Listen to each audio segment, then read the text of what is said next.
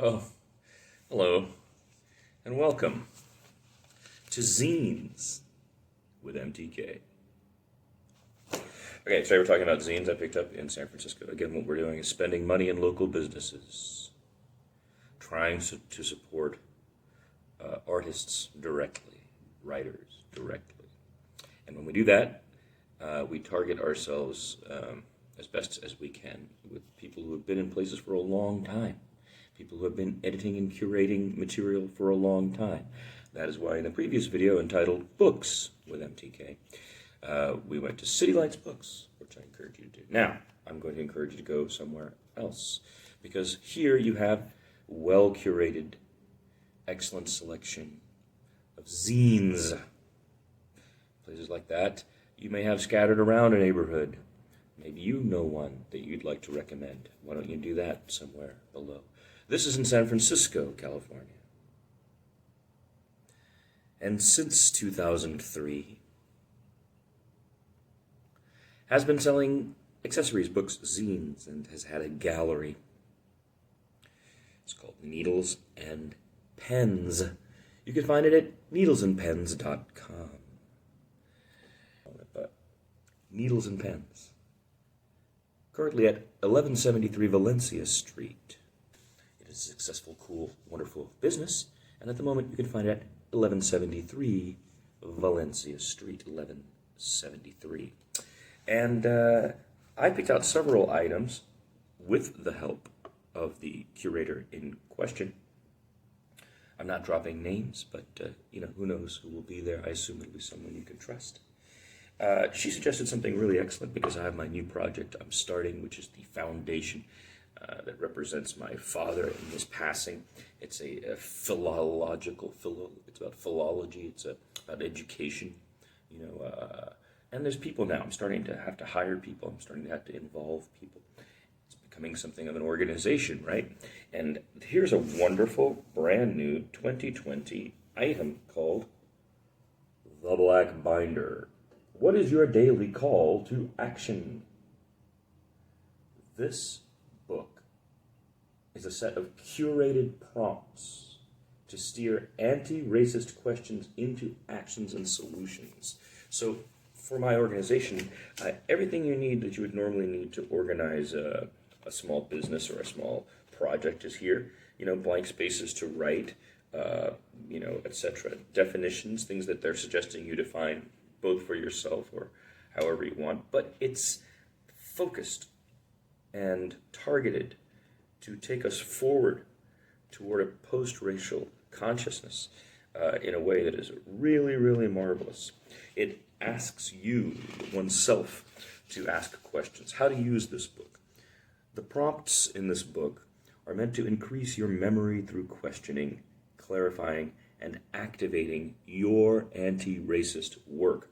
You use this book to compile any notes you may find while learning and having conversations. This workbook is a companion on your journey to understanding. And the next line here I read earlier this morning, I said it out loud like 4 times.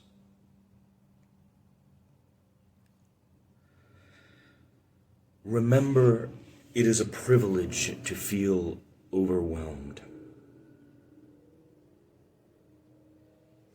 This is by Tova Cook, who is an accomplished brand creative leader. And she lives in Oakland, California. Love you, Oakland. And I am excited to use the Black Binder in future projects. It's going to teach me about many things, including myself. And Margaret Kilgallen, the wonderful artist, died many years ago, and I was friends with friends of hers who were all artists at the time in the Mission District in the 90s. And they put out a marvelous book here from the Aspen Art Museum and of her work. And I'm pretty excited that I happened to find that there in the Mission District. And got a wrapped up copy.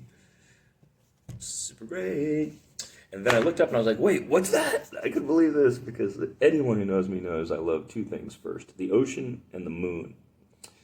They're interrelated, obviously, in a way that's much more massive than any relationship any of you have with anything or anyone or any being or even any set of beings or any institution or any planet. And this is a century of moon phases,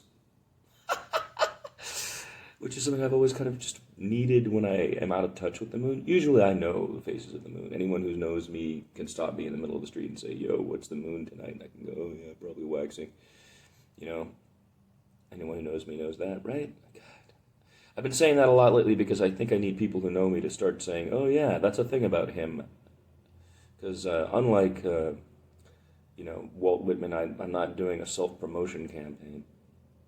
Anyway, this is great. This is great. And there's great moon quotes all throughout it and drawings, and it's amazing. This goes through long past my death, from 2001 to 2100 AD, if you will, Anno Domini, whatever. We have this from Radcat Press. Sage Liskey has done this. Sage Liskey and Radcat Press, I believe, are in Kentucky. Lexington, Kentucky. Isn't that a cool thing? Yeah. Here's the press logo. And then I looked up there and I saw Drucker. And Eric Drucker may or may not remember me. Or if he does remember me, he may or may not decide to identify that he knows me. Or he could be among the many thousands of you who remember me really well and even like me, but don't remember my name or know how to say my name or can't say my name. And I never really made an effort to help you, I guess. He could be in those. But Drucker and I are on tape together, audio, you can find that.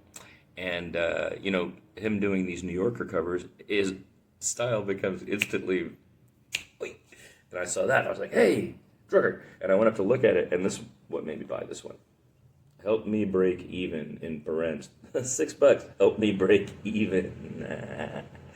Namaste, motherfucker. And, Donald E. Westlake in Hollywood, fascists in Washington. Topically, this looked interesting. The back had a cool one. And I haven't really jumped into this yet, but this also appears to be published in Oakland. It doesn't seem to have a... I'm not sure where this is published. It could be New York too, actually.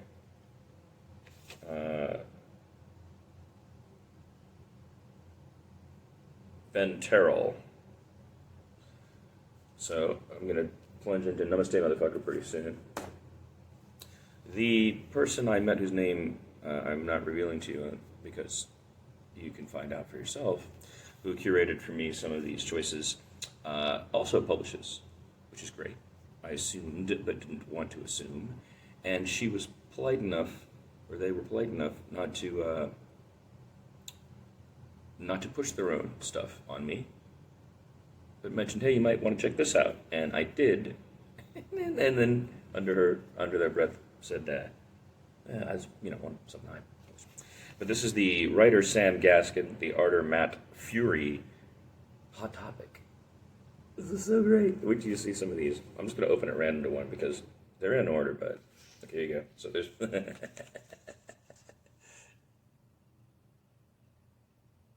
Pretty good. There are portraits of types of people with shirts on, and the shirts and the portraits have a kind of integrity that are very some of them funnier than others, but all of them on the nose. From Hot Topic, Sam Gaskin and Matt Fury. The small zine published by needlesandpens.com, which at the time elected to be on 16th Street. Here's one, I think it's from Beloit. I like saying the word Beloit. Where's that? Indiana, Illinois? Illinois. South Beloit, Illinois. King Cat Comics. John A. Porcelino. And at the bottom here it says, this issue marks King Cat's 30th anniversary. Wow. King Cat Comics and Stories, and it's number 79. And I thought to myself, wow, that's a pretty cool looking thing. And I've never really read his stuff. I'm late to the party, but, I want to check it out. And so there you go, checking that out. Often these kind of places you'll get larger projects that are funded by larger institutions. A good example is probably that the museum put this out to coincide with a show, maybe, and then the book itself. Just how are you? So you take it to the mission for sure, because people in the mission will know, and you put it there. But for example, something like this, which looks really crazy. This is the. I'm not sure how you even refer to Lee Scratch Perry anymore, but I would say he's kind of like a godfather of ska and genres of music that transversed from London to the islands, Caribbean islands, and back. That when that sound blew up all over the world. And Peter Harris, this is called The Higher Powers Bible from Genesis to Revelation.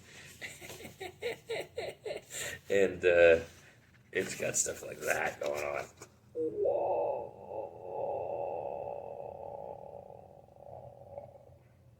The Higher Powers Bible has visual representations of Lee Scratch Perry's apocalyptic visions, with fire, brimstone, and righteous judgment being exacted on wicked bankers, evil presidents, transgressive prime ministers, vile slave masters with heads of money whip the wretched poor, while the middle classes are force-fed a fast food diet of addictive iPads, throwaway cars, and toxic mortgages. The pictures are augmented by Perry's chanted incantations, using his black marker pen as a sword. The stream of consciousness words form a symbolic counterpart to a Jamaican DJ toasting over Peter Harris's visual riddance. This is pretty rad, but more of an international thing. You might find something like this in a City Lights, independent bookstore as well. You might find something like that in a regular bookstore. But that's pretty grand. The images are fantastic. I haven't really fully gone through. But the prize of the zines I picked up. Oh, also, you know what? Needles and Pens has accessories and clothing as well. And my buddy got a hat. And I picked up a small pendant for a friend. And look at this. Just while she was chit-chatting with me there. Nice.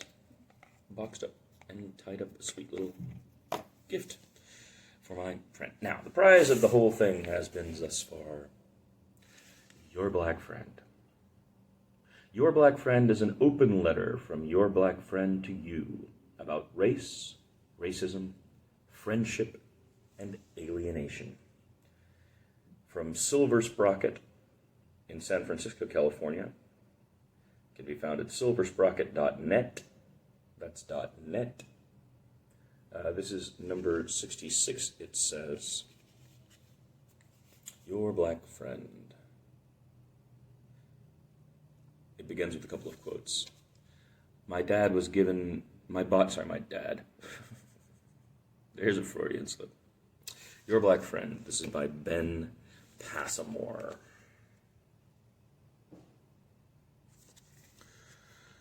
My body was given back to me, sprawled out, distorted, recolored, clad in mourning in that white winter day. Frantz Fanon. Quote, born with a man-made disease God couldn't diagnose. Kemba. Quotes that. Now, your black friend is sitting in a coffee shop, eating a po' boy. He's eating a po' boy even though he knows he's not supposed to. He's hoping white guilt will keep the barista from confronting him about it. Your black friend listens to a conversation between a nicely dressed white woman and the barista. The white woman's word bubble reads, I see this sketchy guy coming out of this backyard with a bike, and I called the cops right away. What'd he look like? I don't know, black, tall, dreads. The bike was a 98 Gary Fisher with a big Marlin on it. Drop bars, disc brakes, a broken spoke, and one of those Brooks racing saddles instead of the factory seat. Rich lady with an eat, pray, love vibe. Was the house on France Street? Did he have a big nose ring? Yeah. Oh, that sounds like Darren. He comes here all the time. That's his house. That's his bike. This is an important moment. Your black friend has seen this many times. A white person unaware of their racism blunders into a moment in which it is undeniable. He knows that this woman still will not see it. She is both afraid of black people and the realization of that fear. It will take the barista, seemingly race-savvy and familiar to the rich lady, to clarify what has just happened. But your black friend knows the barista will say nothing. What people fear most is, what white people fear most is, making things awkward. Your black friend would like to say something, but doesn't want to appear angry. He knows this type of person expects that from him, and he will lose before he begins. This, why he has white friends, he thinks. White people are allowed to be angry, when he is expected to be calm and reasonable. He wishes he could make you understand this, and many other things. Well, he does a fantastic job in the following pages of making me understand quite a bit. An excellent piece. It won an Ignatz, as James pointed out. And this is from 2017, friends. So I'm glad you're getting woke in the post-Floyd era, death of George Floyd. But a lot of people have been saying these things for a long time, and your wokeness may be quite late a thing as well. So that's it for Zines with MTK. I recommend you check out Needles and Pens, which can be found at 1173 Valencia Street in San Francisco, California.